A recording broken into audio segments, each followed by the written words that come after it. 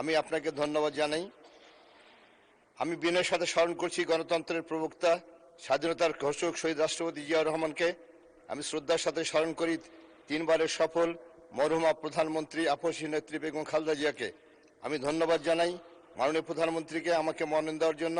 আমি ধন্যবাদ জানাই আমার নির্বাচনী এলাকা দিনাজপুর জেলার চিরিবন্দর খানসামা উপজেলার মেহনতি মানুষকে, যাদের মূল্যবান ভোটের মাধ্যমে আমি এই মহান সংসদে দাঁড়িয়ে কথা বলার সুযোগ পেয়েছি।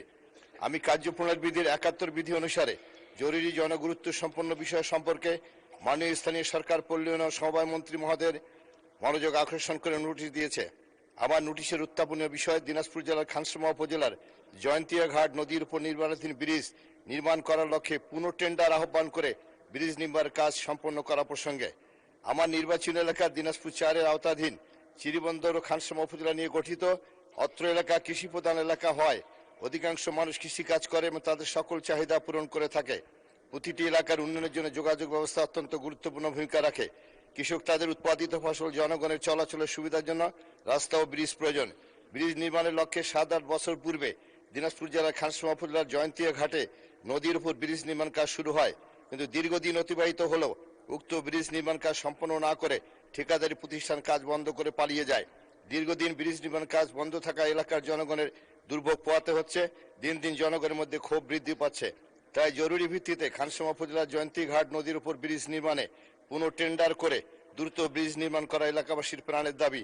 বিষয়টি অতি জরুরি গুরুত্বপূর্ণ সম্পন্ন বিধায় এ বিষয়ে প্রয়োজনীয় ব্যবস্থা গ্রহণ করার জন্য মাননীয় মন্ত্রীর মনোযোগ আকর্ষণ করছি। মাননীয় স্পিকার, আপনাকে ধন্যবাদ। ধন্যবাদ মাননীয় সদস্য আপনাকে। মাননীয় স্থানীয় সরকার পল্লী উন্নয়ন ও সমবায় মন্ত্রী জনাব মির্জা ফখরুল ইসলাম আলমগীরকে এই বিষয়ে তার সংক্ষিপ্ত বিবৃতি প্রদানের জন্য আহ্বান জানাচ্ছি। ধন্যবাদ মাননীয় স্পিকার। আমি ধন্যবাদ জানাচ্ছি আমাদের সম্মানিত সংসদ সদস্যকেও।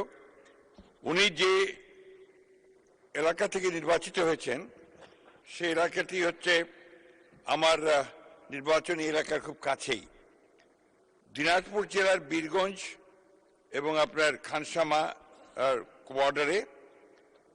এবং আজকে সেই সূত্রে আমি স্মরণ করতে চাই যে দীর্ঘদিন আগে ২০০১ সালের নির্বাচনের পরে নিশ্চয়ই মাননীয় সংসদ সদস্যের মনে আছে যে খানসামা এবং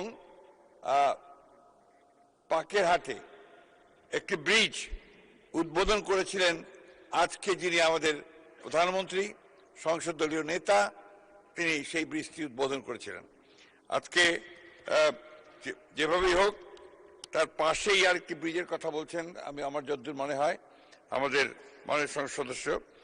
এলজিডির পল্লী সড়কে গুরুত্বপূর্ণ সেতু নির্মাণ প্রকল্পের আওতায় দিনাজপুর জেলার বীরগঞ্জ উপজেলাধীন Sujalpur UP Birganj headquarter Pakerhat GC via Burir Bazar Jayantia Ghat সড়কে, এটার একটা আইডি আছে, রোড আইডি 127122007, ৭৩৫০ মিটার চেইনেজে আত্রাই নদীর ওপর ৪৫০ মিটার ব্রিজটির এক প্রান্ত খানসামা উপজেলা এবং অপর প্রান্ত বীরগঞ্জ উপজেলায় পড়েছে এবং কাজটি বীরগঞ্জ উপজেলা হতে বাস্তবায়িত হচ্ছে।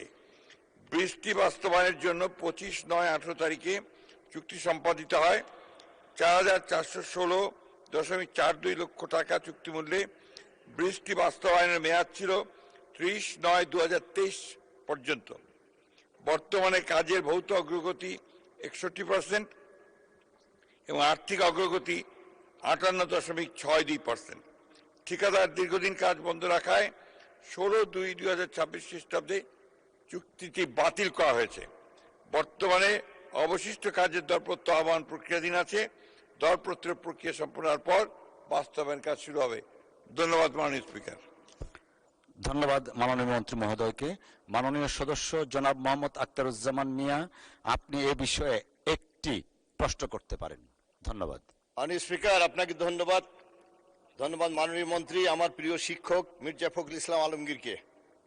সম্পূরক প্রশ্নে মাননীয় মন্ত্রী নীলফামারী জেলা থেকে খানসামার জয়গঞ্জ হয়ে খেয়াঘাট হতে বীরগঞ্জের ঝাড়বাড়ি খেয়াঘাটে আত্রাই নদীতে ব্রিজ নির্মাণের মাধ্যমে নীলফামারী, দিনাজপুর ও ঠাকুরগাঁয়ের লক্ষ লক্ষ মানুষের রাজনৈতিক ও অর্থনৈতিক উন্নয়নের দ্বার উন্মোচিত করার জন্য এই এলাকায় একটি ব্রিজ নির্মাণ করা আশু প্রয়োজন বলে মনে করি।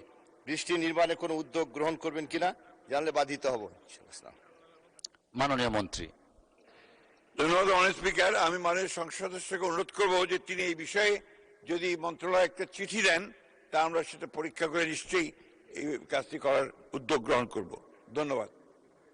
ধন্যবাদ মাননীয় মন্ত্রী মহোদয়কে। আমি এখন গাইবান্ধা 4 আসন থেকে নির্বাচিত মাননীয় সংসদ সদস্য জনাব মোহাম্মদ শামীম কায়সারকে তার